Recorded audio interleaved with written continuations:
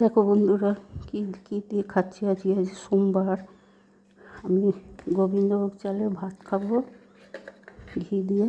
দেখো, গোবিন্দভোগ চালের ভাত। এই যে আম কেটেছি, আম, তরমুজ। এই ছোটো আমগুলো এত মিষ্টি। দুবার দই, একটু গোবিন্দভোগ চালের ভাত ঘি দিয়ে খাবো। আর ওই দই আছে, আম আছে, তরমুজ, এরকম মাখা সন্দেশ।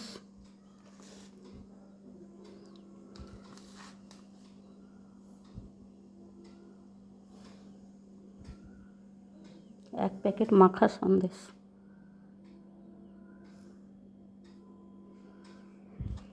আর ছোটো ছেলে খাবে এই মাছ ভাজা দিয়ে, মাছ ভাজা, আলু পোস্ত, এই যে ডাল, আর এই যে ওদের আলাদা ভাত। গরম গরম মাছ ভেজে নিয়ে এলাম, পোস্ত, ডাল, আর এই দই, এই দিয়ে খাবে।